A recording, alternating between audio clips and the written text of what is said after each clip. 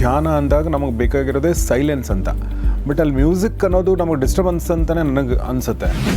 ಏನೇ ಅದ್ರ ರಾಗಗಳು ಏನೂ ನಮ್ಗೆ ಗೊತ್ತಿಲ್ಲ, ಬಟ್ ಅವ್ರು ನುಡಿಸಿದ ತಕ್ಷಣ ವಿತಿನ್ 1 or 2 minutes ಧ್ಯಾನಕ್ಕೆ ಹೋಗ್ಬಿಡ್ತೀವಿ ನಾವು ಡೀಪಾಗಿ. ಆಮೇಲೆ ಆ ಮ್ಯೂಸಿಕ್ ಕೇಳಲ್ಲ ನಮಗೆ. ಎಲ್ಲ ಧ್ಯಾನ ಆದಮೇಲೆ ಚಪ್ಪಾಳೆ ಹೊಡ್ತಾರೆ, ಅವಾಗ ಆಯ್ತಾ ಧ್ಯಾನ ಅಂದರೆ ಮ್ಯೂಸಿಕ್ ಇಸ್ ಅ ಬ್ರಿಡ್ಜ್. ಧ್ಯಾನ ಅನ್ನೋದು ನಾವು ಮಾಡೋಕ್ಕಾಗಲ್ಲ, ನಾವು ಕುತ್ಕೊಳ್ತೀವಿ, ಧ್ಯಾನ ಆಗಬೇಕು. ನಾವು ಮಲ್ಕೊಳ್ತೀವಿ, ನಾವು ನಿದ್ರೆಗೆ ಹೋಗಲ್ಲ, ನಿದ್ರೆ ನಮಗೆ ಬರಬೇಕು. ಈಗ ಯಾರಾದರೂ ಸಂಗೀತನೇ ಗೊತ್ತಿಲ್ಲ, ಏನೋ ಆಡ್ತಾ ಇದ್ರಿಂದ ಏನು ಆಡ್ತಾ ಇದೆಯಾ ಸ್ಟಾಪ್ ಮಾಡಿ ಅಂತ ಡಿಸ್ಟರ್ಬೆನ್ಸ್ ಬರುತ್ತೆ.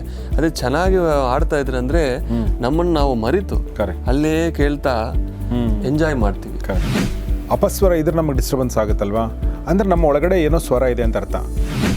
ಮೂಲಾದ್ವಾರದಿಂದ ಸಹಸ್ರಾರ 7 ಚಕ್ರಗಳು, ಅದು 7 ನೋಟ್ಸ್, ಸರಿಗಮ ಪದನಿ. ಓಹೋ, ಓಕೆ.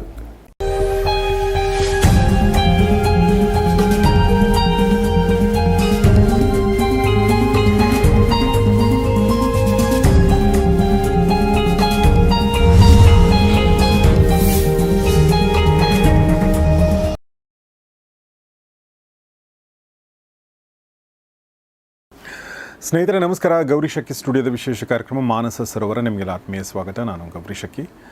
ಮಾನಸ ಸರೋವರ ಕಾರ್ಯಕ್ರಮದಲ್ಲಿ ನಮ್ಮೊಂದಿಗಿದ್ದಾರೆ ಡಾಕ್ಟರ್ ಅಯ್ಯಪ್ಪ ಪಿಂಡಿಯವರು. ಬನ್ನಿ ಅವ್ರನ್ನ ಸ್ವಾಗತಿಸೋಣ. Sir, welcome to the show. ನಮಸ್ತೆ. Thank you sir. Doctor Ayyappa ಪಿಂಡಿಯವರು ಪಿರಮಿಡ್ ವ್ಯಾಲಿ ಈ ಒಂದು ಮೆಡಿಟೇಷನ್ನಿಂದ ಅವರು ಇನ್ಸ್ಪೈರ್ ಆಗಿ ತಮ್ಮದೇ ಆದ ಒಂದು ಕೋಚಿಂಗನ್ನು ಮಾಡ್ತಾಯಿದ್ದಾರೆ, ಪಿರಮಿಡ್ ಮೆಡಿಟೇಷನ್ ಅಂತ. ಕಳೆದ ಒಂದು 22-25 ವರ್ಷಗಳಿಂದ ಅವರು ಮೆಡಿಟೇಷನ್ ಮಾಡ್ಕೊಂಡಿದ್ದಾರೆ. ಆನ್ಲೈನ್ ಮತ್ತು ಆಫ್ಲೈನ್ ಕೋಚಿಂಗ್ಗಳನ್ನ ಮಾಡ್ತಾರೆ. ಅವ್ರನ್ನ ಕನೆಕ್ಟ್ ಆಗಬೇಕನ್ನೋರಿಗೆ ಡಿಸ್ಕ್ರಿಪ್ಷನಲ್ಲಿ ಡೀಟೇಲ್ಸ್ ಇದೆ, ದಯವಿಟ್ಟು ಅದನ್ನು ನೋಡಿ. ಬಟ್ ಇವತ್ತು ನಾನು ಒಂದು ಇಂಟ್ರೆಸ್ಟಿಂಗ್ ಟಾಪಿಕ್, ಸೌಂಡ್ ಹೀಲಿಂಗ್ ಮತ್ತು ಮ್ಯೂಸಿಕ್ ಮೆಡಿಟೇಷನ್, ಈ 2 ವಿಚಾರಗಳ ಬಗ್ಗೆ ಮಾತಾಡೋಣ ಅಂತ ಅಂದ್ಕೊಂಡೆ. ನಾವು ಸಂಗೀತದಿಂದ ರೋಗಗಳನ್ನ ಗುಣಪಡಿಸ್ಬೋದು, ಇದನ್ನೆಲ್ಲ ಒಂದು ಹಂತ ಕೇಳಿದ್ದೀವಿ. ಬಟ್ ಈ ಮೆಡಿಟೇಷನ್ ಕಾನ್ಸೆಪ್ಟಲ್ಲಿ, ಕಾಂಟೆಕ್ಸ್ಟಲ್ಲಿ ಹೇಗೆ ಅನ್ನೋದು ನನಗೂ ಗೊತ್ತಿಲ್ಲ. ಜೊತೆಗೆ ಮ್ಯೂಸಿಕ್ ಮೆಡಿಟೇಷನ್, ಯೂಶ್ವಲಿ ನಾವು ಮೆಡಿಟೇಷನ್ ಅಂದ ತಕ್ಷಣ ನಾವು ಅಂದ್ಕೊಳ್ಳೋದು ಧ್ಯಾನ ಅಂದಾಗ ನಮಗೆ ಬೇಕಾಗಿರೋದೇ ಸೈಲೆನ್ಸ್ ಅಂತ. ಬಟ್ ಅಲ್ಲಿ ಮ್ಯೂಸಿಕ್ ಅನ್ನೋದು ನಮಗೆ ಡಿಸ್ಟರ್ಬೆನ್ಸ್ ಅಂತಲೇ ನನಗೆ ಅನಿಸುತ್ತೆ. ಬಟ್ ಹೇಗೆ ಅದು ಹೆಲ್ಪ್ ಆಗುತ್ತೆ ಅನ್ನೋದ್ರ ಬಗ್ಗೆ I want to understand. So 2 ವಿಚಾರಗಳನ್ನ, ಮೊದಲನೇದಾಗಿ ನಾವು ಸೌಂಡ್ ಹೀಲಿಂಗ್ ಬಗ್ಗೆ ಮಾತಾಡೋದಾದರೆ ಏನು ಹೇಳಕ್ಕೆ ಇಷ್ಟಪಡ್ತೀರಿ? ಪ್ರತಿಯೊಂದೂ ಈ ಸೃಷ್ಟಿ ಮೂಲನೇ ಶಬ್ದ ಅಂತ ಹೇಳ್ತಾರೆ, ಓಂಕಾರ ಶಬ್ದ. ಓಕೆ. ಸೃಷ್ಟಿ ಮೂಲದಿಂದನೇ ಆ ಶಬ್ದಗಳು ಅನ್ನೋದು ನಮ್ಮನ್ನು ತುಂಬ ಇನ್ಫ್ಲೂಯೆನ್ಸ್ ಮಾಡುತ್ತೆ. ಈ ಶಬ್ದಗಳು ನಾವು ಕೇಳೋದು ಎಲ್ಲಿ ಶುರುವಾಗುತ್ತೆ ಅಂದರೆ ತಾಯಿನ ಹೊಟ್ಟೆಯಲ್ಲಿರೋ ಟೈಮಲ್ಲೇ ಶುರುವಾಗುತ್ತೆ. ಅಭಿಮನ್ಯು ಕಥೆ ನಮ್ಮೆಲ್ಲರಿಗೆ ಗೊತ್ತು. ತಾಯಿ ಹೊಟ್ಟೆಯಲ್ಲಿರೋ ಟೈಮಿಂದಾನೇ ಎಲ್ಲದನ್ನು ಕೇಳೋಕ್ಕೆ ನಾವು ಶುರು ಮಾಡ್ತೀವಿ. ಸೊ ನಮಗೆ ಲೈಫಲ್ಲಿ ನಾವು ಚೆನ್ನಾಗಿರಬೇಕು ಅಂದರೆ, ಮಕ್ಕಳು ಚೆನ್ನಾಗಿರಬೇಕು ಅಂದರೆ ಈ ಶಬ್ದಗಳು ಅನ್ನೋದು ನಾವು ಕರೆಕ್ಟಾಗಿ ಯೂಸ್ ಮಾಡ್ಕೊಂಡಿದ್ರೆ ಸಾಕಾಗುತ್ತೆ. ಫಸ್ಟ್ ಸೆನ್ಸ್, ಈ ತಾಯಿ ಶಿಶುವಲ್ಲಿರೋ ಟೈಮಲ್ಲಿ ಫಸ್ಟು ಸೆನ್ಸ್ ಕ್ರಿಯೇಟ್ ಆಗೋದು ಸೌಂಡಿಂದಾನೇ ಫಸ್ಟ್ ಆ ಸೆನ್ಸಸ್ಸೇ ಕ್ರಿಯೇಟ್ ಆಗುತ್ತೆ. ಕರೆಕ್ಟ್. ಆಮೇಲೆ ಎಲ್ಲ ಬರುತ್ತೆ. ಯಾಕೆಂದರೆ ಅದು ಕಣ್ಣು ಮುಚ್ಚಿರುತ್ತೆ, ಅದು ಪ್ರಜ್ಞಾವಸ್ಥೆಯಲ್ಲಿ ಇರಲ್ಲ, ಬಟ್ ಕಿವಿ ಓಪನ್ ಇರುತ್ತೆ. ಅಂದರೆ ಆರ್ಗನ್ ಡೆವಲಪ್ ಆಗಿದ್ಮೇಲೆ ಫಸ್ಟು ನಮ್ಮ ಶಿಶು ಡೆವಲಪ್ ಮಾಡೋ ಫಸ್ಟ್ ಸೆನ್ಸ್ ಏನು ಅಂದರೆ ಶಬ್ದಗಳು. ಅದೇ ಥರ ನಾವು ಹೋಗಿದ್ರೆ ಒಂದೊಂದು ಶಟ್ ಡೌನ್ ಆಗ್ತಾ ಕೊನೆಗೆ ಕಿವಿ ಹೋಗುತ್ತೆ. ಓಕೆ. ಸೊ ಇದೇನು ಹೇಳಬೇಕು ಅಂದರೆ ಶಬ್ದದಿಂದ ಶುರುವಾಗಿ ಶಬ್ದಕ್ಕೆ ಅದು ಎಂಡ್ ಆಗುತ್ತೆ. Okay. So from sound to sound, that is our soul journey ಅಂತ ಹೇಳ್ಬೋದು. ಆಮೇಲೆ ನಾವು ನಾದ ಬ್ರಹ್ಮ ಅಂತ ಕೂಡ ಕರಿತೀವಲ್ವಾ? ಓಕೆ. ಅದೆಲ್ಲ ಏನೇನೋ ಇದೆ ಅನ್ಸುತ್ತೆ, ನಾದ ಯೋಗ ಅಂತಿದೆ, ಇದೆಲ್ಲ ಇದೆಯಾ? ಸೊ ಈ ಒಂದೇ ಒಂದು ಫ್ರೀಕ್ವೆನ್ಸಿ ಬಂದರೆ ಅದು ಶಬ್ದ, ಸೌಂಡ್ ಅಂತೀವಿ. ಒಂದು ಕಲೆಕ್ಷನ್ ಬಂದರೆ ಅದು ನಾದ ಆಗುತ್ತೆ. ಈಗ ಒಂದು ಶಾಸ್ತ್ರೀಯ ಸಂಗೀತದಲ್ಲಿ ಹಿಂದೂಸ್ತಾನಿ ಆರ್ ಕರ್ನಾಟಕ 2 ತಗೊಂಡಿದ್ರೆ, ಒಂದು ರಾಗಕ್ಕೆ ಇದು ನೋಟ್ಸು, ಇದು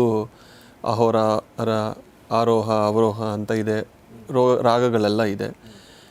ಅದು ಮ್ಯೂಸಿಕ್ ಆಗುತ್ತೆ, ಸಂಗೀತ ಆಗುತ್ತೆ. ಒಂದೇ ಒಂದು ನೋಟ್ ನಾವು ತಗೊಂಡಿದ್ರೆ, ಒಂದೇ ಒಂದು ಸಾ ಇಲ್ಲಾಂದರೆ ರೀ ತಗೊಂಡಿದ್ರೆ ಅದು ಸೌಂಡ್ ಆಗುತ್ತೆ. ಈಗ ದೇವಸ್ಥಾನಗಳಲ್ಲಿ ನಾವು ಗರ್ಭಗುಡಿಗೆ ಹೋಗಿದ ತಕ್ಷಣ ಅಲ್ಲಿ ನೋಡಿದ್ರೆ ಮೇಲೆ ಒಂದು ಬೆಲ್ ಹಾಕ್ಬೋದು. ಈ ಹಳೆ ಕಾಲ ಟೆಂಪಲ್ಸ್ ಎಲ್ಲ ನೀವು ನೋಡಿದ್ರೆ ಆ ಬೆಲ್ಲು ಸುಮ್ಮನೆ ಒಂದು ಸೌಂಡ್ಗೋಸ್ಕರ ಹಾಕಿಲ್ಲ, ಆ ಬೆಲ್ಗೆ ಒಂದು ಫ್ರೀಕ್ವೆನ್ಸಿ ಸೆಟ್ ಮಾಡಿರ್ತಾರೆ. ನಾವು ಏನು ಮಾಡ್ತೀವಿ, ಅದ್ರ ಕೆಳಗೆ ಹೋಗಿ ನಿಂತ್ಕೊಂಡು ಅದನ್ನು ಹೊಡೆದು ಆವಾಗ ಕಣ್ಣು ಮುಚ್ಕೊಂಡು ದೇವರನ್ನ ನೋಡೋಕೆ ಟ್ರೈ ಮಾಡ್ತೀವಿ. ಯಾಕೆ ಅಂದರೆ ಅದು ಇದೆ ಅಂತ ನಾವು ಸುಮ್ಮನೆ ಒಂದು ಜಾಲಿಕೆ ಹೊಡೆಯೋದಲ್ಲ, ಅದು ಕೆಳಗೆ ನಿಲ್ತ್ಕೋಬೇಕು. ಇದು ಯಾಕೆ ಮೇಲೆ ಇಡ್ತಾರೋ, ಇಲ್ಲಿ ಇಡ್ಬೋದಲ್ವ ಕೆಳಗೆ, ಯಾಕೆ ತಲೆ ಮೇಲೆ ಇಡ್ತಾರೋ ಅಂದರೆ ಕೈ ಎತ್ತಿ ನಾವು ಅದನ್ನು ಗೆಂಟೆನ ಹೊಡೆದಿದ್ರೆ ಆ ಶಬ್ದಗಳು ಫ್ರೀಕ್ವೆನ್ಸಿ ಅನ್ನೋದು ನಮ್ಮ ಒಳಗೆ ಹೋಗುತ್ತೆ. ಇನ್ಸ್ಟಂಟಾಗಿ ಮೈಂಡ್ ಎಂಟಿ ಆಗುತ್ತೆ. ಆವಾಗ ಕಣ್ಣು ಆಟೋಮೆಟಿಕ್ ಮುಚ್ಕೊಂಡು ಈ ಜ್ಞಾನ ನೇತ್ರದಿಂದ ದೇವರ ದರ್ಶನ ಮಾಡೋಕ್ಕೆ ನಾವು ಪ್ರಯತ್ನ ಮಾಡ್ತೀವಿ. ಅದರದ್ದು ಸೈನ್ಸ್. ಈ ಒಂದು ಗಂಟೆ ಹೇಗೆ ತಯಾರು ಮಾಡ್ತಾರೆ ಅನ್ನೋದ್ರ ಬಗ್ಗೆ ಒಂದು ವಿಡಿಯೋ ಮಾಡಿದ್ದೀವಿ ಸರ್. ಅಂದರೆ ಯಾವ ಲೋಹದಿಂದ ಮಾಡಬೇಕು ಅನ್ನೋದ್ರ ಬಗ್ಗೆ ಡಾಕ್ಟರ್ ವಾದಿರಾಜ್ ಅನ್ನೋರು ಅದ್ರ ಬಗ್ಗೆ ಮಾತಾಡಿದ್ದಾರೆ. ಅದರ ಲಿಂಕ್ ಇಲ್ಲಿ ಮೇಲೆ ಮತ್ತು ಡಿಸ್ಕ್ರಿಪ್ಷನಲ್ಲಿ ಪುನೀತ್ ಹಾಕಿರ್ತಾರೆ ನೋಡಿ. ಭಾಳ ಚೆನ್ನಾಗಿ ನೀವು ಹೇಳಿದ್ದನ್ನೇ ಅವ್ರು ತುಂಬ ಡೀಟೇಲ್ಡಾಗಿ ಹೇಳಿದ್ದಾರೆ, ಗಂಟೆಗಳ ಬಗ್ಗೆನೇ ಹೇಳಿದ್ದಾರೆ ಆಸಕ್ತರಿಗೋಸ್ಕರ. Yes sir. ಸೊ ಹಂಗಾಗಿ ನಾವು ಏನು ಮಾಡಿದ್ದೀವಿ ಅಂದರೆ ಈ ಸೌಂಡ್ ಹೀಲಿಂಗ್ ಅನ್ನೋ ಕಾನ್ಸೆಪ್ಟ್, ಯಾಕೆಂದರೆ ಚಿಕ್ಕ ವಯಸ್ಸಿಂದ ಮ್ಯೂಸಿಕ್ಕು ಆ ಫೀಲ್ಡಲ್ಲಿ ತುಂಬ ಇದ್ದೀನಿ ನಾನು. ವೆಸ್ಟರ್ನ್ ಮ್ಯೂಸಿಕ್ಕು, ಆಮೇಲೆ ಸಿತಾರ್ ತುಂಬ ವರ್ಷ ಕಲಿತಿದ್ದೀನಿ. ಇವಾಗ ಸಂತೂರ್ ಕಲಿತಾ ಇದ್ದೀನಿ. ಮಳೆಯಲ್ಲಿನೂ ಹಿಂದೂಸ್ತಾನಿ ಸಂಗೀತ, ಮಗ ತಬಲಾ ಕಲಿತಾ ಇದ್ದಾನೆ, ವೈಫು ಹಿಂದೂಸ್ತಾನಿ ವೋಕಲಿಸ್ಟು. ಸೊ ಆ ಮ್ಯೂಸಿಕ್ ಅನ್ನೋದು ತುಂಬ ಇದೆ ನಮ್ಮ ಫ್ಯಾಮಿಲಿಯಲ್ಲಿ. ಈ ಸೌಂಡ್ ಹೀಲಿಂಗ್ ಅನ್ನೋ ಕಾನ್ಸೆಪ್ಟ್ ನನಗೂ ಒಬ್ಬರಿಂದ ಗೊತ್ತಾಗಿದೆ. ನಮ್ಮ ಮೆಡಿಟೇಷನ್ಗೆ ಅದು ಹೆಂಗೆ ಹೆಲ್ಪ್ ಆಗುತ್ತೋ ಅಂತ ನೋಡೋಣ ಅಂತ ನಾನು ಒಂದು ಕಡೆ ಹೋಗಿ ಅದೆಲ್ಲ ರಿಸರ್ಚ್ ಮಾಡಿದ್ದೀನಿ, ತುಂಬ ಆನ್ಲೈನೆಲ್ಲ ನೋಡಿದ್ದೀನಿ. ಆವಾಗ ನನಗೆ ಗೊತ್ತಾಗಿದೆ ಈ 7 ಚಕ್ರಗಳು ನಮ್ಮೊಳಗೆ ಏನೇನಿದೆಯೋ ಒಂದೊಂದು ಚಕ್ರಾಗೂ ಒಂದು ಫ್ರೀಕ್ವೆನ್ಸಿ ಇದೆ, ಅಂದರೆ ನ್ಯಾಚುರಲ್ ಫ್ರೀಕ್ವೆನ್ಸಿ. Okay okay.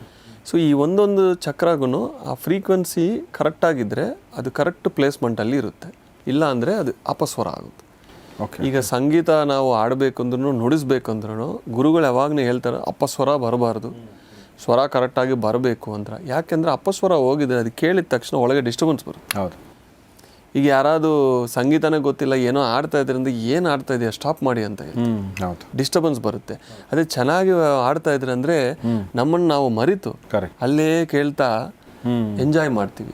ಅದು ಒಂದು ಪ್ಯಾಟರ್ನ್ಸು, ಫ್ರೀಕ್ವೆನ್ಸಿ, ನೋಟ್ಸು ಕರೆಕ್ಟ್ ಇದ್ದರೆ ಮಾತ್ರ ನಮ್ಮನ್ನು ಅದು ಶಾಂತಿಗೆ ದಾರಿಗೆ ಕೊಡುತ್ತದೆ, ಇಲ್ಲ ಅಂದರೆ ಅಶಾಂತಿ ಆಗುತ್ತೆ. ಕರೆಕ್ಟ್. ಅಂದರೆ ಅದರ ಅರ್ಥ ಏನು ಅಂದರೆ ನಮ್ಮ ಒಳಗಡೆ ಆ ನೋಟ್ಸು ಅದು ಫ್ರೀಕ್ವೆನ್ಸಿ ಇದೆ ಆಲ್ರೆಡಿ. ಎಸ್ ಅಲ್ವಾ? ಸೊ ಹೊರಗಡೆ ಕರೆಕ್ಟಾಗಿ ಹಾಡಿದ್ರೆ ಅದು ಕನೆಕ್ಟ್ ಆಗುತ್ತೆ, ಅವ್ರು ತಪ್ಪು ಹಾಡಿದ್ರೆ ಅಲ್ಲಿ ಏನೋ ಮಿಸ್ ಮ್ಯಾಚ್ ಆಗಕ್ಕೆ ಶುರು ಆಗುತ್ತೆ. ಪರ್ಫೆಕ್ಟಾಗಿ ನಿಮ್ಗೆ ಅರ್ಥ ಆಗಿದೆ. ಸೊ ಆ ನೋಟ್ ಈ ನೋಟಿಗೆ ಕನೆಕ್ಟ್ ಆಗಬೇಕು. ಅದು ಬೇರೆ ಥರ ಇದ್ದರೆ ಇಲ್ಲಿ ಕನೆಕ್ಟ್ ಆಗಲ್ಲ, ಅದಕ್ಕೆ ಡಿಸ್ಟರ್ಬೆನ್ಸ್ ಬರ್ತಾ ಇದೆ. ಸೊ ಹಿಂಗೆ 7 ಚಕ್ರಕ್ಕೂ 7 ಫ್ರೀಕ್ವೆನ್ಸೀಸ್ ಇದೆ. ಸೊ ನಾನು ಏನು ಮಾಡಿದ್ದೆ ಅಂದರೆ ಈ ಪಂಚಲೋಕಗಳಿಂದ ಕ್ರಿಯೇಟ್ ಆಗಿರೋ ಸಿಂಗಿಂಗ್ ಬೌಲ್ಸ್ ಅಂತಾರೆ, ಅದು 7 ಚಕ್ರಸ್ಗೂ ನಾನು ಪರ್ಚೇಸ್ ಮಾಡಿ ಏನು ಮಾಡ್ತೀನಿ, ಸೌಂಡ್ ಹೀಲಿಂಗ್ ಶುರು ಮಾಡೋಕ್ಕೆ ಟ್ರೈ ಮಾಡಿದ್ದೆ. ಒಂದೊಂದು ನುಡಿಸ್ತಾ ಮಾಡಿದ್ರೆ ಒಂದು ಅರ್ಧ ಗಂಟೆ ಸೆಷನಲ್ಲಿ ಒಬ್ಬರಿಗೆ 7 ನುಡಿಸ್ತೀನಿ. ಅವಾಗ ಏನಾಗುತ್ತೆ, ಒಂದೊಂದು ಸತಿ ಹತ್ಬಿಡ್ತಾರೋ, ಒಂದೊಂದು ಸತಿ ಅವ್ರಿಗೆ ರಿಲೀಫ್ ಸಿಗುತ್ತೆ, ಒಂದೊಂದು ಸತಿ ಅಲ್ಲಿ ಗ್ರೌಂಡಿಂಗ್ ಆಗುತ್ತೆ ಅವ್ರಿಗೆ. ಅಂದರೆ ಯಾವ ಚಕ್ರದಲ್ಲಿ ಸರಿ ಇಲ್ವೋ ಅದೆಲ್ಲ ಸರಿ ಮಾಡುತ್ತೆ. ಈಗ ಅವ್ರಿಗೆ ಅದು ಕೇಳ್ತಾ ಏನಾಗುತ್ತೆ, ಆ ಫ್ರೀಕ್ವೆನ್ಸಿಗೆ ಅವ್ರ ಚಕ್ರ ಕನೆಕ್ಟ್ ಆಗಿಬಿಡುತ್ತೆ. ಇದು ಫಿಕ್ಸ್ಡ್ ಇರುತ್ತೆ, ನಾವು ನುಡಿಸೋದು ಫಿಕ್ಸೆಡ್. ಅವರೊಳಗೆ ಅದು ಸರಿ ಇಲ್ಲ ಅಂದರೆ ಅದು ಕರೆಕ್ಟ್ ಆಗ್ತಾಯಿದೆ. ಓಕೆ. ಅಂದರೆ ಇವಾಗ ಎಕ್ಸಾಂಪಲ್ ಹೇಳ್ತೀನಿ, ತುಂಬ ಜನ ಮೆಸೇಜ್ ಮಾಡ್ತಾ ಇರ್ತಾರೆ, ಸರ್ ಮೆಡಿಟೇಷನ್ ಮಾಡ್ತಾಯಿದ್ದೀನಿ, ಶುರು ಮಾಡಿದ್ದೀನಿ, ಆದ್ರೂ ಲೈಫಲ್ಲಿ ಏನು ಮಾಡಬೇಕನ್ನು ಗೊತ್ತಾಗ್ತಾ ಇಲ್ಲ, ಏನೇ ಮಾಡಿದ್ರೂ ನಾನು ಅದರಲ್ಲಿ ಸಕ್ಸಸ್ ಮಾಡ್ತಾಯಿಲ್ಲ, ಒಂದು ಮಾಡ್ತೀನಿ ಬಿಡ್ತಾಯಿದ್ದೀನಿ, ಅದು ಆ ಗ್ರೌಂಡಿಂಗ್ ಬರ್ತಾ ಇಲ್ಲ, ಸ್ಟ್ರೆಂತ್ ಬರ್ತಾ. ಮೂಲಾಧಾರ ಚಕ್ರ ಅಂತಾರೆ, ಬೇಸ್ ಚಕ್ರ, ಅದು ಸ್ಟ್ರಾಂಗ್ ಇರಬೇಕು. ಆವಾಗ ನಾವು ಒಂದು ತಗೊಂಡಿದ್ರೆ 20 ವರ್ಷ 30 ವರ್ಷ 40 ವರ್ಷ ಅದೇ ಮಾಡ್ತೀವಿ. ಆ ಬೇಸೇ ಸರಿ ಇಲ್ಲ ಅಂದರೆ, ಬಿಲ್ಡಿಂಗ್ ಫೌಂಡೇಶನೇ ಸರಿ ಇಲ್ಲ ಅಂದರೆ ಬಿಲ್ಡಿಂಗ್ ಹೆಂಗೆ ಅಲ್ಲಾಡುತ್ತೋ ಅದು ಆಗುತ್ತೆ. ಇವರಿಗೆ ಆ ಮೂಲಾಧಾರ ಚಕ್ರ ಫ್ರೀಕ್ವೆನ್ಸಿ ನಾವು ನುಡಿಸಿದ್ರೆ ಅದು ಸ್ವಲ್ಪ ಸ್ಟ್ರಾಂಗ್ ಆಗುತ್ತೆ. ಆವಾಗ ಅವರು ಧ್ಯಾನ ಮಾಡೋಕ್ಕೂ ಬಿಡುತ್ತೆ. ഇപ്പോൾ ಎಷ್ಟೋ ಜನ ಹೇಳ್ತಾರೆ, ನಾವು ಧ್ಯಾನ ಮಾಡೋಕ್ಕೆ ಕೂತ್ಕೊಂಡಿದ್ರೆ ಶರೀರ ಬಿಡ್ತಾ ಇಲ್ಲ, ಪ್ರಯತ್ನ ಮಾಡ್ತಾ ಇದ್ದಾರೆ, ಪಾಪ ತುಂಬ ಕಷ್ಟಪಡ್ತಾ ಇದ್ದಾರೆ, ಮ್ಯೂಸಿಕೆಲ್ಲ ಹಾಕೊಂಡು ಕೂತ್ಕೊಳ್ತಾರೆ, ಶರೀರ ಬಿಡ್ತಾ ಇಲ್ಲ, ಅವರು ಧ್ಯಾನನೂ ಬಿಟ್ಬಿಡ್ತಾರೆ, ನನಗೆ ಸೆಟ್ ಆಗ್ತಾ ಇಲ್ಲ ಸರ್ ಅಂದರೆ. ಈ ಥರ ತುಂಬ ಕೇಸ್ಗಳು ಬರ್ತಾಯಿದೆ. ಅವ್ರಿಗೆ ಈ ಸೌಂಡ್ ಹೀಲಿಂಗಲ್ಲಿ ಮೂಲಾಧಾರ ನುಡಿಸಿದ ತಕ್ಷಣ 5 ನಿಮಿಷನೂ ಕೂತ್ಕೊಳ್ಳೋಕೆ ಆಗ್ತಾ ಇಲ್ಲ ಅನ್ನೋರೆಲ್ಲ 2 hours ಕೂತ್ಕೊಳ್ಳೋಕೆ ಶುರು ಮಾಡಿ. ಓಕೆ. ಸೊ ಆ ಸೈನ್ಸ್ ನಮಗೆ ಗೊತ್ತಾಗಿದೆ. ಯಾಕೆಂದರೆ ಇಶ್ಯೂ ಅಲ್ಲಿದೆ, ಆ ಇಶ್ಯೂ ನಾವು ಫಿಕ್ಸ್ ಮಾಡಿದ್ರೆ ನೆಕ್ಸ್ಟ್ ಅವ್ರು ಸಾಧನೆ ಮಾಡೋಕ್ಕೆ ಮುಂದುವರಿತಾ ಇದೆ. ಇದೇ ಥರ ಎಮೋಷನ್ಸ್, 2ನೇ ಚಕ್ರ ಸ್ವಾಧಿಷ್ಠಾನ ಚಕ್ರ ಅಂತಾರೆ. ಎಮೋಷನ್ಸು ಡಿಸ್ಟರ್ಬೆನ್ಸಸ್ ತುಂಬ ಇರುತ್ತೆ. ಯಾಕೆಂದರೆ ವೀಕ್ ಮೈಂಡ್ ಅಂತಾರೆ ಅವ್ರನ್ನ. ಯಾರೇ ಏನಾದ್ರು ಹೇಳ್ಬಿಟ್ರು ತುಂಬ ತೊಗೊಂಡ್ಬಿಡ್ತಾರೆ. ಎಲ್ಲಿ ಹೋಗಿದ್ರು ಅಲ್ಲಿರೋ ಕಸಗಳು, ಆ ಮಾತುಗಳು ಇದೆಲ್ಲ ಒಳಗೆ ತಗೊಂಡು ಡಿಪ್ರೆಷನ್ಗೆ ಹೋಗ್ಬಿಟ್ಟು, ಸಪ್ರೆಷನ್ ಹೋಗ್ಬಿಟ್ಟು, ನಾನು ಹಿಂಗಿಷ್ಟೇ ಆಗಲ್ಲ, ಆ ಕನ್ಫ್ಯೂಷನ್ಸ್ ತುಂಬ ಇರುತ್ತೆ. ಇವರು ಮಾಡೋ ಅಡುಗೆಯಲ್ಲಿನೂ ಅದು ಹೋಗುತ್ತೆ, ಇಡೀ ಕುಟುಂಬಕ್ಕೆ ಎಲ್ಲರಿಗೂ ಅದು ಶೇರ್ ಆಗ್ತಾ ಇರುತ್ತೆ. ಇವರು ಮುಟ್ಟಿರೋ ಪ್ರತಿ ನೀರಿಗೂ ಅದು ಶೇರ್ ಆಗ್ತಾ ಇದೆ. ನಮ್ಮ ಶರೀರ ಒಳಗೆ ಬೇಸಿಕ್ ಸೈನ್ಸ್ ಏನಂದರೆ 70% ನಮ್ಮ ಶರೀರ ಒಳಗಿರೋದು ನೀರು. ಹೌದು. ನೀರು ಸಂಗೀತವನ್ನು ಚೆನ್ನಾಗಿ ತಗೊಳುತ್ತೆ. ಆ ಫ್ರೀಕ್ವೆನ್ಸೀಸು ತುಂಬ ಈಸಿಯಾಗಿ ಕ್ಯಾಪ್ಚರ್ ಮಾಡುತ್ತೆ ಅದು ವಾಟರ್. ಈ ಸೋನಾರ್ ವೇವ್ಸ್ ಅಂತಾರೆ ನೋಡಿ, ಈ ಶಿಪ್ಸು, ಈ ಅಂಡರ್ ಸಬ್ಮರೈನ್ಸ್ ಎಲ್ಲ ಯೂಸ್ ಮಾಡ್ತಾರೆ, ವೇಲ್ಸ್ ಯೂಸ್ ಮಾಡೋದು ಅದೇ. ಈ ಸೌಂಡ್ ಅನ್ನೋದು ಫಾಸ್ಟೆಸ್ಟ್ ಟ್ರಾವೆಲ್ ಏರಲ್ಲಿ ಇಲ್ಲ, ವಾಟ್ರಲ್ಲಿ. ಓಕೆ. ಸೊ ಒಂದು ನಾವು ಕೇಳಿದ್ರೆ, ಒಂದು ನೀವು ಕಣ್ಮುಂಚು ಓಪನ್ ಮಾಡೋ ಮುಂಚೆನೇ ನಿಮ್ಮ ಇಡೀ ಶರೀರ ಅದು ಟ್ರಾನ್ಸ್ಫರ್ ಆಗಿದೆ ಆ ಶಬ್ದ. ಓಕೆ. ಸೊ ಹಂಗಾಗಿ ಆ ಒಂದು ಶಬ್ದ ನುಡಿಸಿದ್ರೆ ಅದು ಎಲ್ಲಿ ಕರೆಕ್ಟ್ ಆಗಬೇಕು, ಕನೆಕ್ಟ್ ಆಗಬೇಕು ಹೋಗಿ ಹೊಡೆಯುತ್ತೆ. ಆವಾಗ ಆ ಎಮೋಷನ್ಸ್ ಔಟ್ ಬಸ್ಟ್ ಆಗುತ್ತೆ, ಸೆಟ್ ಆಗುತ್ತೆ. ಆವಾಗ ಅವ್ರಿಗೆ ರಿಲೀಫ್ ಸಿಗುತ್ತೆ. ಓಕೆ. ನೆಕ್ಸ್ಟು ಅವ್ರಿಗೆ ಹೇಳ್ತೀವಿ ನಾವು, ಚೆನ್ನಾಗಿ ಧ್ಯಾನ ಮಾಡಿ, ಯಾರ ಏನಾದ್ರು ಹೇಳಿದ್ರು ತಗೋಬೇಡಿ, ನಿಮ್ಮ ಎನರ್ಜಿ ಇನ್ಕ್ರೀಸ್ ಮಾಡ್ಕೊಳ್ಳಿ. ಆವಾಗ ಅದು ಅವ್ರಿಗೆ ಮತ್ತೆ ಅವರು ಮುಂದುವರಿಸೋಕೆ ಈಸಿ ಆಗುತ್ತೆ. ಯಾಕಂದರೆ ಅಷ್ಟೆಲ್ಲ ಧ್ಯಾನ ಮಾಡಿ ಏನೋ ಒಂದು ಕಿರಿಕಿರಿ, ಏನೋ ಒಂದು ಗಾಸಿಪ್ಗೆ ತುಂಬ ಎನರ್ಜಿ ಹಾಳಾಗುತ್ತೆ. ಎಕ್ಸಾಕ್ಟ್ಲಿ. ವೇಸ್ಟ್ ಮಾಡ್ತಾರೆ. Like holes in the bucket ಅಂತಾರೆ ನೋಡಿ, ಆ ಥರ ಎನರ್ಜೀಸ್ ಹೋಗುತ್ತೆ. ಮೂರನೇದು ಮಣಿಪೂರಕ ಚಕ್ರ, ಮೈಂಡು. ತುಂಬ ರಿಜಿಡ್ ಮೈಂಡ್ ಇರುತ್ತೆ ಕೆಲವೊಬ್ರಿಗೆ. ಲಾಜಿಕ್ ಅಂತಾನೆ ಇಟ್ಕೊಳ್ತಾರೆ. ನಾನು ತುಂಬ IAS ಆಫೀಸರ್ಸು, ಮೊನ್ನೆ ಹಾಸನ ಯಜ್ಞ, ಚನ್ನರಾಯಪಟ್ಟಣ ಯಜ್ಞ ಎಲ್ಲ ಮಾಡಿದ್ವಿ. ಹಾಸನ ಯಜ್ಞಗಳಲ್ಲಿ ಮಾಡೋಕ್ಕೆ ಮುಂಚೆ police station, post office, PW department, IAS officer, MLA ಮನೆ ಎಲ್ಲ ಕಡೆನೂ ಹೋಗಿ ನಾನು ಧ್ಯಾನ ಟೀಚ್ ಮಾಡಿದ್ದೀನಿ. ನನಗೆ ಚೆನ್ನಾಗೇ ಗೊತ್ತು ಅವ್ರ ಮೈಂಡ್ಸ್ ಎಷ್ಟು ಸ್ಟ್ರಾಂಗ್ ಇರುತ್ತೆ ಅಂತ. ನಾವು ಧ್ಯಾನ ಮಾಡಿ ಅಂದರೆ ಹೋಗಪ್ಪ ಅದೆಲ್ಲ ಯಾರು ಮಾಡ್ತಾರಂತ. ನಾನು ಏನು ಮಾಡಿದ್ನು, ಒಂದು ಸಿಂಗಿಂಗ್ ಬೋಲ್ ತಗೊಂಡು ಹೋಗಿದ್ದೆ, ಒಂದು ಮ್ಯೂಸಿಕ್ ಇನ್ಸ್ಟ್ರೂಮೆಂಟ್ಸ್ ಎಲ್ಲ ತಗೊಂಡು ಹೋಗಿದ್ದೆ. ಒಂದು 10 ನಿಮಿಷ ನನಗೋಸ್ಕರ ಮಾಡಿ ಅಂತ ಅದು ನುಡಿಸಿದ ತಕ್ಷಣ ಏನಾಗಿದೆ, ಈ 10 ನಿಮಿಷ ಅಷ್ಟು ಚೆನ್ನಾಗಿದೆ, ಅಷ್ಟು ರಿಲೀಫ್ ಆಗಿದೆ, ನಮಗೆ ಏನೋ ಇದೆ ಧ್ಯಾನದಲ್ಲಿ ಅಂತ ಅವ್ರಿಗೆ ಒಂದು ಇನ್ಸ್ಪಿರೇಷನ್ ಬಂದಿದೆ, ಒಂದು ಮೋಟಿವೇಶನ್ ಬಂದಿದೆ. ಇದು ಬಂದಿರೋದಕ್ಕೆ ಮೇಯ್ನ್ ರೀಸನು ಆ ಒಂದು ಶಬ್ದ ಅನ್ನೋದು ನಾನಲ್ಲಿ ತೋರಿಸಿದ್ದೀನಿ ಅವ್ರಿಗೆ. ಇಲ್ಲಾಂದರೆ ಬರೀ ಸೈಲೆನ್ಸಲ್ಲಿ ಕೂತಿದ್ರೆ ಅವ್ರಿಗೆ ತುಂಬ ಓಡ್ತಾ ಇರುತ್ತೆ. ಒಬ್ಬ ಲಾಯರ್ ಹತ್ರ ಹೋಗಿದ್ದೀನಿ, ಸೀನಿಯರ್ ಲಾಯರ್. ಅವ್ರು ಹೇಳಿದರು, ಸರ್ ನೀವು ನನ್ನನ್ನು ಕೂರಿಸಿದ್ರು ಏನೋ ಕೇಸ್ಗಳು ಹೋಗ್ತಾ ಇರುತ್ತೆ, ನಾವೆಲ್ಲ ಧ್ಯಾನ ಮಾಡೋಕ್ಕೆ ಸಾಧ್ಯ ಆಗಲ್ಲ, ಅಂದರೆ ನನಗೋಸ್ಕರ ಒಂದು 10 ನಿಮಿಷ ಮಾಡಿ ಅಂತ ಹೇಳಿದ್ನಿ. ಅವ್ರು 10 ನಿಮಿಷ ಮಾಡಿಬಿಟ್ಟು ಆಮೇಲೆ ಥ್ಯಾಂಕ್ ಯು ಸರ್ ಅಂದರು. ಏನಂದರೆ 2 ಕೇಸ್ಗೆ ಪ್ರಾಬ್ಲಮ್ ಸಾಲ್ವ್ ಆಯಿತು ಅಂದರು. ಓಕೆ. ಓ, ಈ ಥರನೂ ಆಗುತ್ತಾ? ಅವ್ರಿಗೆ ಒಂದು ಸಪೋರ್ಟ್ ಸಿಸ್ಟಮ್ ಬೇಕು. ಈ ಸೈಲೆನ್ಸಲ್ಲಿ ಮೆಡಿಟೇಷನ್ ಸಿಗುತ್ತೆ, ಬಟ್ ಅವ್ರ ಮೈಂಡ್ ಬಿಡ್ತಾ ಇಲ್ಲ, ಅವ್ರ ಎಮೋಷನ್ಸ್ ಬಿಡ್ತಾ ಇಲ್ಲ, ಅವ್ರನ್ನ ಕೂತ್ಕೊಳ್ಳೋಕೆ ಬಿಡ್ತಾ ಇಲ್ಲ. ಇಲ್ಲಿ ಆ ನಾದ ಅನ್ನೋದು ಅವ್ರನ್ನ ಕೂತ್ಕೊಳ್ಳೋಕೆ ಬಿಡ್ತಾ ಇದೆ. ಅವ್ರಿಗೆ ಒಂದು ಹೋಪ್ ಬರುತ್ತೆ, ಓಕೆ ನಾವು ಧ್ಯಾನ ಮಾಡ್ಬೋದು, ಈ ಥರ ಒಂದು ಮೈಂಡು ಎಂಟಿ ಆಗುತ್ತೆ ಅನ್ನೋದೇ ಅವ್ರಿಗೆ ಗೊತ್ತಿಲ್ಲ. ಈಗ ಪೊಲೀಸವರು ಎಷ್ಟು ಯಾವಾಗಲೂ ವಾಕಿಟಾಕಿ ಇದು ಅದು ರನ್ ಆಗ್ತಾ ಇರುತ್ತೆ. ಲಾಯರ್ಸು, ಒಂದು IAS ಆಫೀಸರ್ ಮೀಟ್ ಮಾಡಿದ್ದೀನಿ, ಅವಾಗೇ ಅಲ್ಲಿ ಪಾಕಿಸ್ತಾನ ಇಂಡಿಯಾ ಮಧ್ಯದಲ್ಲಿ ವಾರ್ ನಡೀತಾ ಇದೆ, ಏನೋ ಶುರುವಾಗಿದೆ, ತುಂಬ ಅದರಲ್ಲೇ ಇದ್ದಾರೆ. ಈಗ ಪ್ರೆಸ್ಸು ಮೀಡಿಯಾ ಅವ್ರಿಗೆ ಹೇಳೋಕ್ಕೆ ಅವಶ್ಯಕತೆ ಇಲ್ಲ, ಯಾವಾಗಲೂ ಮೈಂಡಲ್ಲಿ ರನ್ನಿಂಗ್ ಮೋಟ್ರೇ ಇದೆ. ಕರೆಕ್ಟ್. ಅದು ಒಂದೇ ಕ್ಷಣದಲ್ಲಿ 0 ಆಗಬೇಕು ಅಂದರೆ ಶಬ್ದಕ್ಕೆ ಆ ಶಕ್ತಿ ಇದೆ. ಒಂದು ಹೊಡೆದಿದ್ರೆ ಸಾಕು, ಅದು ಎಂಟಿ ಆಗಿಬಿಡುತ್ತೆ. ಓಕೆ. ಓಕೆ. ಅದನ್ನು ನಾವು ತೋರಿಸೋಕೆ ಅದು ಮಾಡಿದ್ವಿ. ಅದು ಮಣಿಪುರ ಅಂತಾರು, 3ನೇ ಚಕ್ರ, ಮೈಂಡ್ ಅಲ್ಲಿ ಕೂತ್ಕೊಂಡಿದೆ. ಅದು 4ನೇದು ಅನಾಹತದಲ್ಲಿ ಈ ರಿಲೇಷನ್ಶಿಪ್ ಇಶ್ಯೂಸ್ ತುಂಬ ಜನಕ್ಕೆ ಬರೋದು. ಯಾಕಂದರೆ ಅನಾಹತ ಚಕ್ರ ವೀಕ್. ಅಲ್ಲಿ ಶಕ್ತಿ ಬಂದರೆ, ಅಲೈನ್ಮೆಂಟ್ ಕರೆಕ್ಟ್ ಇದ್ದರೆ ಪ್ರತಿಯೊಬ್ಬರ ಹತ್ರ ಚೆನ್ನಾಗಿರ್ತಾರೆ. ಇಲ್ಲಾಂದರೆ ಇವ್ರು ಬೇಡ, ಅದು ಆಗಲ್ಲ, ಕಿರಿಕಿರಿ, ಇದೆಲ್ಲ ರಿಲೇಷನ್ಶಿಪ್ಸ್ ಇಶ್ಯೂ ಮ್ಯಾಕ್ಸಿಮಮ್ ಬರೋದೇ ಅನಾಹತ ಚಕ್ರ. ಓಕೆ. ಸೊ ಆ ಶಬ್ದ ಅಲ್ಲಿ ನುಡಿಸಿದ ತಕ್ಷಣ ಅದು ಡೆವಲಪ್ ಆಗುತ್ತೆ. ಈಗ ಯಾವಾಗ ನಾವು ಸತ್ಯದಲ್ಲಿ ಇಲ್ವೋ, ಅಸತ್ಯ ಮಾತಾಡ್ತಾ ಇರ್ತೀವೋ ಜಾಸ್ತಿ, ಓಕೆ, ಒಂದು ಅವೇರ್ನೆಸ್ ಇರಲ್ವೋ, ಈ ವಿಶುದ್ಧ ಎಲ್ಲ ಬ್ಲಾಕ್ ಆಗಿಬಿಡುತ್ತೆ. ಆವಾಗ ಅಂಥವ್ರ ಮಾತಿಗೆ ಬೆಲೆ ಯಾರೂ ಕೊಡಲ್ಲ. ಗೊತ್ತಾಗ್ಬಿಡುತ್ತೆ ಇವ್ರು ಮಾತಾಡ್ತಾ ಇದ್ದಾರೆ, ಬಟ್ ಇದೇನೋ ರಾಂಗ್ ಇದೆ, ಇವ್ರು ಆಗಲ್ಲ ಅಂತ ಗೊತ್ತಾಗ್ಬಿಡುತ್ತೆ. ನಾನು ಚಿಕ್ಕವನಿದ್ದಾಗ ಗೊತ್ತಾಗ್ತಿತ್ತು. ನನ್ನ ಫ್ರೆಂಡಿಗೆ ಹೇಳ್ತಿದ್ದೆ, ಪ್ರೈಮರಿ ಸ್ಕೂಲಲ್ಲಿದ್ದಾಗ ಯಾರಾದರೂ ಮಕ್ಕಳೇ ಅವರು ನಮ್ಕಿನ ಚಿಕ್ಕವರು ಅಥವಾ ನಮ್ಕಿನ ದೊಡ್ಡ ಈ ಸುಳ್ಳು ಹೇಳ್ತಾ ಇದ್ದಾರೆ ಅನಿಸ್ತಾ ಇದೆ ಅನಿಸ್ತದೆ. ನನ್ನ ಫ್ರೆಂಡು ಹಾಗೆ ಇದ್ದ, ಹೌದೌದು ನನಗೂ ಗೊತ್ತಾಯಿತು ಅಂತಿದ್ದ. ಹಾಗೆ ಗೊತ್ತಾಗ್ಬಿಡುತ್ತೆ. ಯಾಕಂದರೆ ಆ ವಿಶುದ್ಧದಲ್ಲಿ ಮಾತುಗಳಿಗೆ ಶಕ್ತಿ ಇರಬೇಕು. ಓಕೆ. ಸೊ ಆ ಫ್ರೀಕ್ವೆನ್ಸಿ ಇಲ್ಲಿ ಕರೆಕ್ಟ್ ಇದ್ದರೆ, ಅಲೈನ್ಡ್ ಆಗಿದ್ದರೆ ನಮ್ಮ ಮಾತುಗಳಿಗೆ ವ್ಯಾಲ್ಯೂ ಇರುತ್ತೆ. ಯಾರೋ ನಮ್ಗೆ ಗೊತ್ತಿಲ್ಲ, ಫಸ್ಟ್ ಟೈಮ್ ನಾವು ಹೇಳಿದ್ರು ಕೇಳ್ತಾರೆ, ಹೌ ಇಸ್ ಇಟ್ ಪಾಸಿಬಲ್. ಇನ್ನೊಬ್ಬರು ಇರ್ತಾರೆ, ನಾವು 10 ವರ್ಷ ಹೇಳಿದ್ರು ಒಂದು ಕೇಳಲ್ಲ. ಯಾಕಂದರೆ ಆ ಮಾತುಗಳಿಗೆ ಬೆಲೆ ಇರಬೇಕು. ಅಂದರೆ ಇವ್ರು ಮಾತಾಡಿದ್ರೆ ಕರೆಕ್ಟ್ ಮಾತಾಡ್ತಾ ಇದ್ದಾರೆ, ಅದೇ ಶಕ್ತಿ ಇರಬೇಕು ಮಾತುಗಳಲ್ಲಿ. ಕರೆಕ್ಟ್. ಅಲ್ಸೋ ಆ ಫ್ರೀಕ್ವೆನ್ಸಿ ಅಲ್ಲಿ ಕರೆಕ್ಟ್ ಮಾಡೋಕ್ಕೂ ಶಬ್ದಗಳಲ್ಲಿ ಅದು ಕರೆಕ್ಟ್ ಮಾಡುತ್ತೆ. ತುಂಬ ಸಪ್ರೆಸ್ ಮಾಡ್ಕೊತಾರೆ. ಎಸ್ಪೆಷಲಿ ವಿಮೆನ್ ತುಂಬ ಜನ ಕೌನ್ಸಿಲಿಂಗ್ ಬರ್ತಾರೆ, ಅವರಿಗೆ ಈ ಥೈರಾಯ್ಡ್ ಇಶ್ಯೂಸ್ ತುಂಬ ಬರುತ್ತೆ. ಥೈರಾಯ್ಡ್ ಬರೋಕ್ಕೆ ಮೂಲ ಕಾರಣ ಏನು ಗೊತ್ತಂದರೆ ಸಪ್ರೆಷನ್. Suppression of emotion.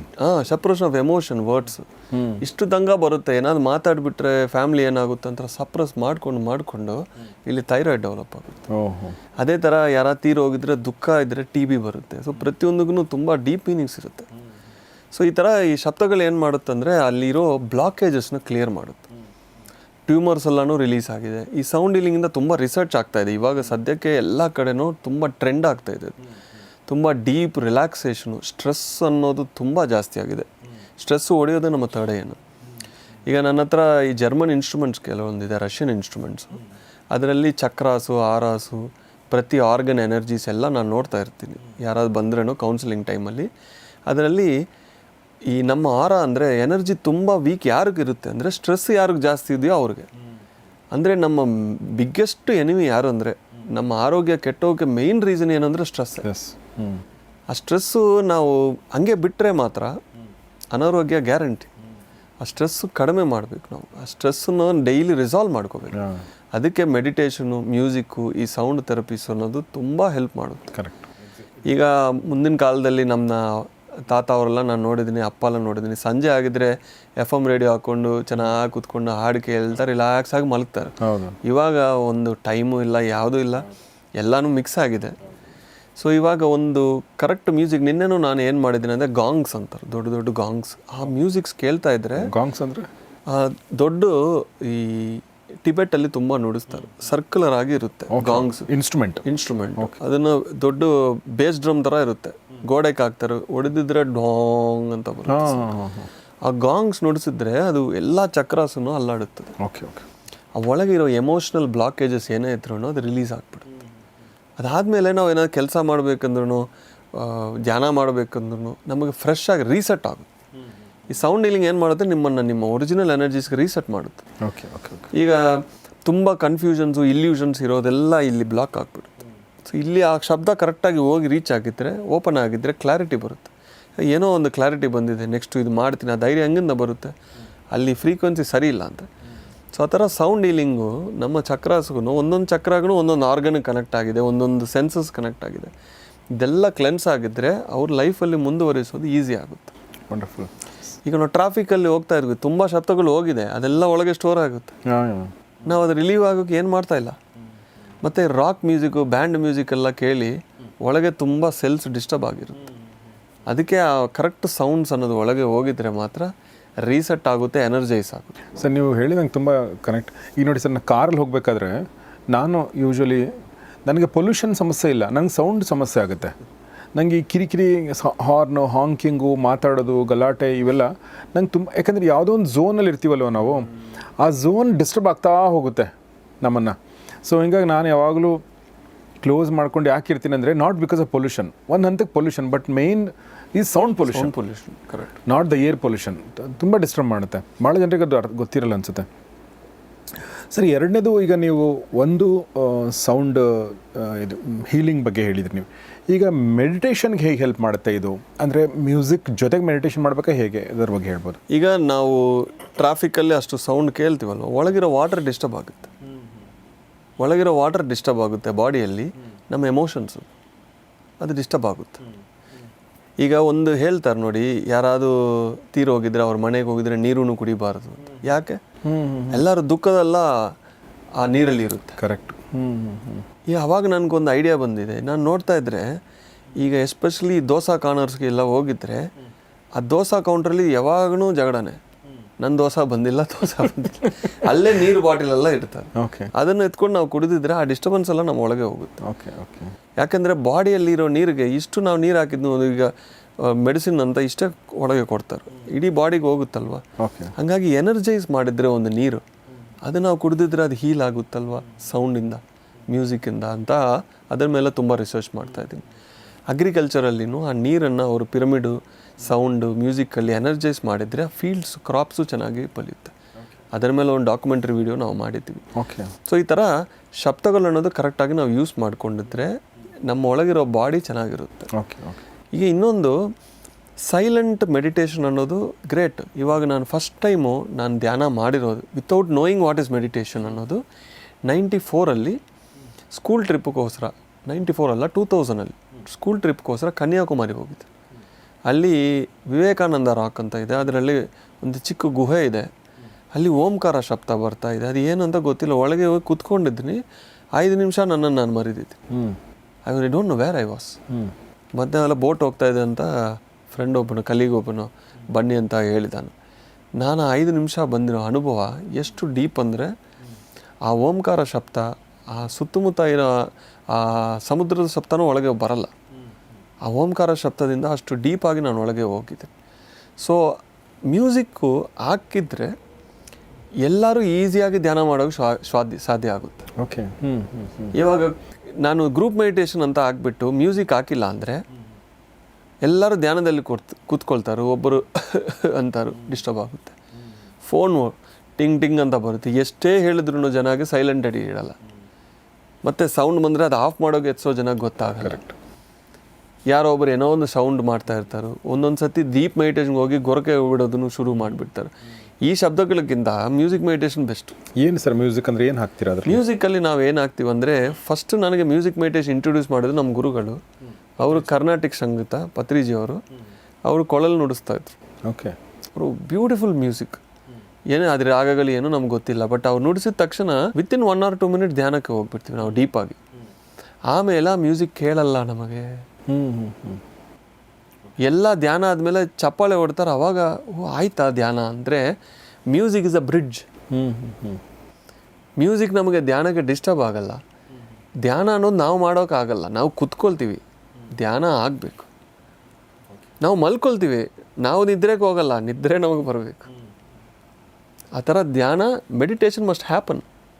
ನಾವು ಕುತ್ಕೊಳ್ತೀವಿ, ಶ್ವಾಸನ ಅಬ್ಸರ್ವ್ ಮಾಡ್ತಾ ಇರ್ತೀವಿ, ಯಾವಾಗ ಜಾರುತ್ತೋ ನಮಗೆ ಗೊತ್ತಿಲ್ಲ. ಕರೆಕ್ಟ್. ಅದು ಫಾಸ್ಟನ್ನು ಮಾಡೋಕ್ಕೆ ಇದೆಲ್ಲ ಟೂಲ್ಸು ಸರ್. ಓಕೆ. ಪಿರಮಿಡ್ ಆಗಲಿ, ಒಂದು ಸೌಂಡ್ ಆಗಲಿ, ಒಂದು ಮ್ಯೂಸಿಕ್ ಆಗಲಿ, ಒಂದು ಗ್ರೂಪ್ ಆಗಲಿ, ಉನ್ನಮಿ ದಿವಸಗಳಾಗಲಿ, ಇದೆಲ್ಲ ಎಕ್ಸ್ಟರ್ನಲ್ ಸಪೋರ್ಟ್ ನಾವು ತಗೊಂಡು ಈಸಿಯಾಗಿ ಧ್ಯಾನ ಮಾಡೋಕ್ಕೆ ಸಾಧ್ಯ ಆಗುತ್ತೆ. ಕೆಲವೊಬ್ಬರು ಆ 3 hours ಒಂದು 5 minutes ಥರ ಇದೆ ಸರ್, ಮೈಂಡನ್ನು ದಾಟಿ ಅವರು ಧ್ಯಾನ ಒಳಗೆ ಹೋಗ್ಬಿಟ್ರು. They dropped into the meditation happened. Okay. Okay. ಈ ಏನೂ ಇಲ್ಲ, ನಾನು ಮ್ಯೂಸಿಕ್ಕೇ ಬೇಡ, ನಾನು ಹಂಗೆ ಧ್ಯಾನದಲ್ಲಿ ಕೂತ್ಕೊಂಡು ಟ್ರೈ ಮಾಡಿ, ನಿಮಗೆ ಸಾಧ್ಯ ಆಗುತ್ತೋ ಗ್ರೇಟ್. ಬಟ್ ಮಾಸಸ್ಗೆ ನಾವು ನೋಡಿದರೆ, ಈಗ ಒಂದು 100 ಜನ ಇದ್ದರೆ ಅದರಲ್ಲಿ 99 ಪೀಪಲ್ಗೆ ಮ್ಯೂಸಿಕ್ ಮೆಡಿಟೇಷನ್ ಸೆಟ್ ಆಗುತ್ತೆ. ಒಬ್ಬರಿಗೆ ನೀವೇನು ಬೇಡ ಅಂದಾರೆ, ನೋ ಪ್ರಾಬ್ಲಮ್, ನೀವು ಸೈಲೆನ್ಸಲ್ಲಿ ಕೂತ್ಕೊಳ್ಳಿ. ಬಟ್ ಆದಷ್ಟು ಜನಕ್ಕೆ ಏನು ಯೂಸ್ ಆಗುತ್ತೋ ಅದನ್ನು ಕೊಡ್ತಾಯಿದ್ರು ಪತ್ರಿಜಿಯವರು. ಓಕೆ. ಓಕೆ. ಸೊ ಆ ಸಂಗೀತದಲ್ಲಿ ಬೇಸಿಕ್ ಮ್ಯೂಸಿಕ್ಕು ಅದರಂದರೆ ಕರ್ನಾಟಕ ಸಂಗೀತ, ಆಮೇಲೆ ಹಿಂದೂಸ್ತಾನಿ ಸಂಗೀತ. Okay. Simple instruments, basic ragas ನುಡಿಸಿದ್ರೇ ಸಾಕು.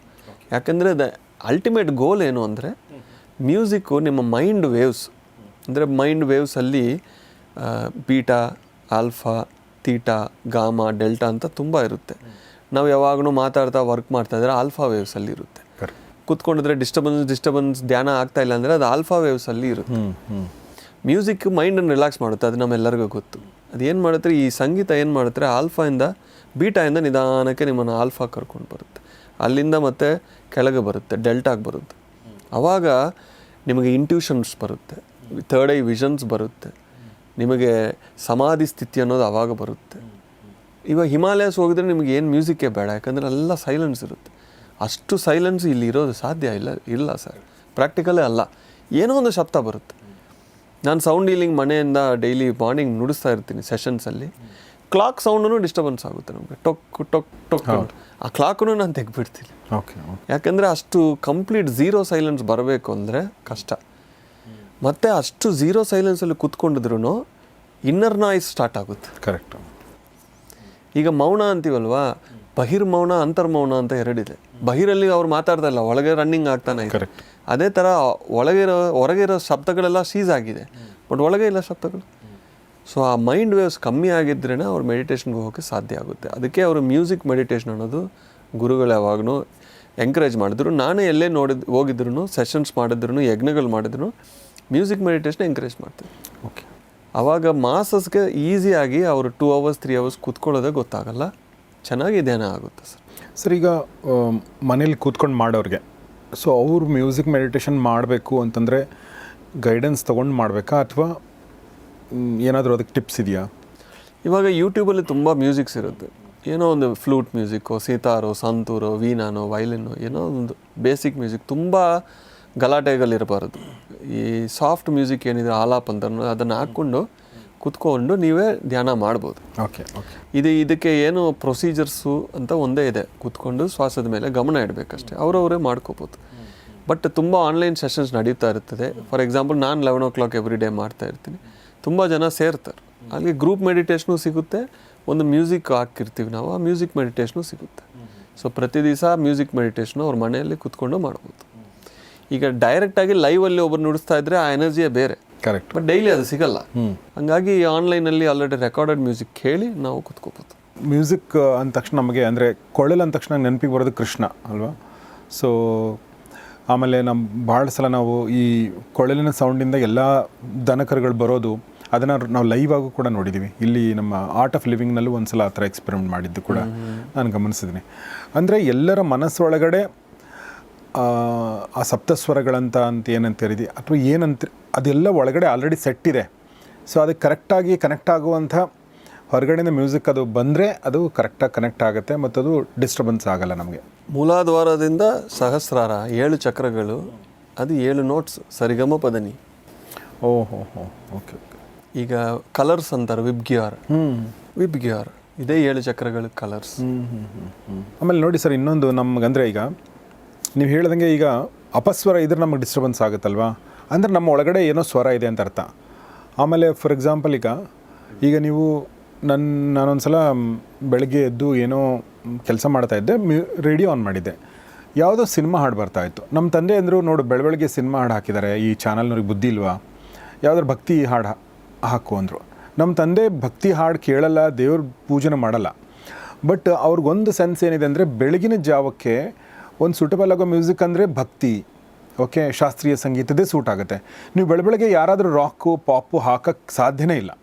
ಅಥವಾ ಯಾವುದೋ ಒಂದು ರೊಮ್ಯಾಂಟಿಕ್ ಹಾಡು ಹಾಕಿದರೆ ಒಂಥರ ನಮಗೆ ಸಮಾಧಾನ ಆಗಲ್ಲ, ಏನು ಬೆಳಗ್ಗೆ ಇದು ಈ ಥರದ್ದೊಂದು ಹಾಡು ಅಂತ ಅನಿಸುತ್ತೆ.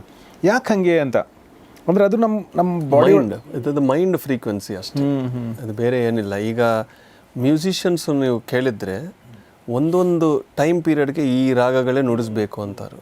ಯಾಕೆಂದರೆ ಅದು ಈಸಿಯಾಗಿ ಸೆಟ್ ಆಗುತ್ತೆ. ತಪ್ಪು ಕರೆಕ್ಟ್ ಅಂತ ಏನಿಲ್ಲ, ಕರೆಕ್ಟ್, ಜಾಸ್ತಿ ಉಪಯೋಗ ಆಗುತ್ತೆ. ಬೆಳಗ್ಗೆ ಎದ್ದಿದ ತಕ್ಷಣ ಮೈಂಡ್ ವೇವ್ಸ್ ಕಾಮ್ ಆಗಿರುತ್ತೆ, ಆವಾಗ ರಾಕ್ ಮ್ಯೂಸಿಕ್ ಆಗಬಾರ್ದು. ನೈಟ್ ಮಲ್ಗೊಳಕ್ಕೆ ಮುಂಚೆ ಸಾಫ್ಟಾಗಿ ಎಂಡ್ ಆಗಬೇಕು. ಬಿಗಿನಿಂಗ್ ಆ್ಯಂಡ್ ಎಂಡಿಂಗ್ ಸಾಫ್ಟ್ ಇರಬೇಕು. ಮಧ್ಯದಲ್ಲಿ ನೀವು ಎಷ್ಟೇ ಫಾಸ್ಟ್ ರಾಗಗಳು ನುಡಿಸಿದ್ರೂ ಅದು ನಿಮ್ಮನ್ನು ಮೋಟಿವೇಶನ್ ಕೊಡುತ್ತದೆ. ಕರೆಕ್ಟ್.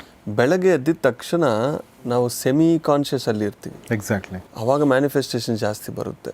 ಸೊ ಆವಾಗ ಸಾಫ್ಟ್ ಮ್ಯೂಸಿಕ್ ಇರಬೇಕು. ಡಿಸ್ಟರ್ಬೆನ್ಸ್ ಮಾಡಿ ಸಡನ್ನಾಗಿ ಇವಾಗ ನೀವು ಡೀಪಾಗಿ ಮಲಗಿದ್ರಿ, ಎದ್ದೊಳ್ಳೆ ಅಂದ ತಕ್ಷಣ ಒಂದೊಂದು ಸತಿ ಸೆಟ್ಟೇ ಆಗಲ್ಲ ನಮಗೆ. ಹೌದು ಹೌದು. ಅಂದರೆ ಆ ಟ್ರಾನ್ಸಿಷನ್ ಅನ್ನೋದು ಸ್ಮೂತ್ ಆಗಿರ್ಬೇಕು. ಆ ಥರ ಸಿನಿಮಾ ಹಾಡುಗಳಲ್ಲೂ ಸಾಫ್ಟ್ ಇದ್ದರೆ ಓಕೆ, ಸಡನ್ ಆಗಿ ಫಾಸ್ಟ್ ಮ್ಯೂಸಿಕ್ ಬಂದುಬಿಟ್ರೆ, ರಾಕ್ ಮ್ಯೂಸಿಕ್ ಬಂದರೆ, ಆ ಡಿಸ್ಟರ್ಬೆನ್ಸ್ ಬಂದುಬಿಟ್ರೆ ಇಡೀ ಡೇ ಎಲ್ಲ ಡಿಸ್ಟರ್ಬೆನ್ಸ್. ಕರೆಕ್ಟ್.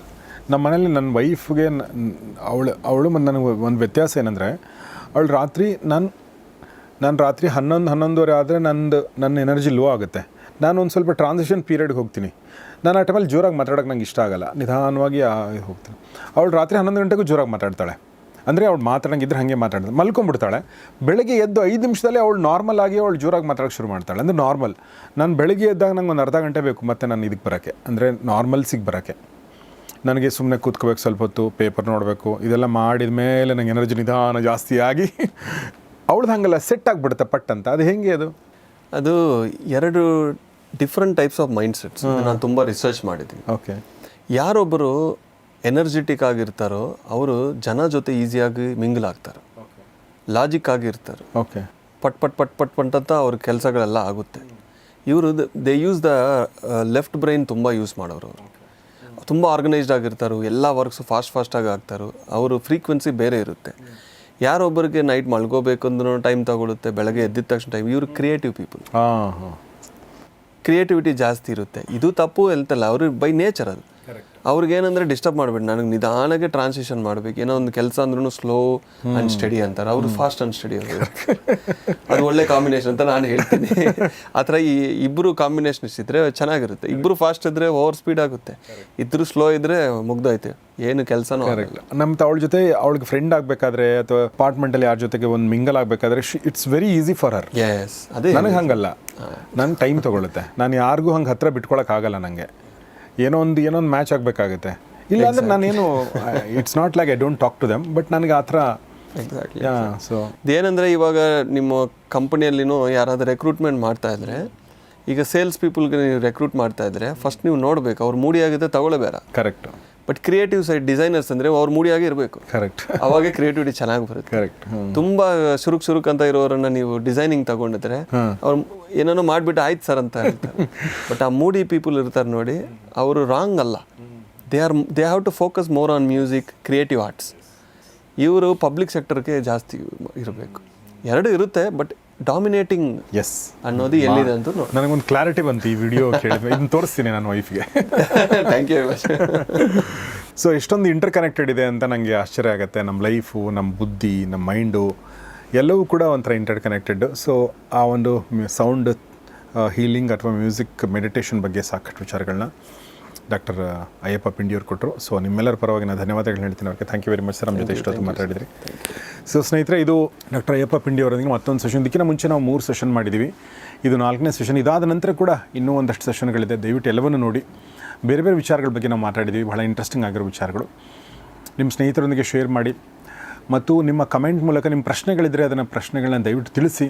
ಸೊ ಆ ಪ್ರಶ್ನೆಗಳನ್ನ ಇಟ್ಕೊಂಡು ನಾವು ಇನ್ನೊಂದು ಸೆಷನ್ ಕೂಡ ಮಾಡ್ಬೋದು.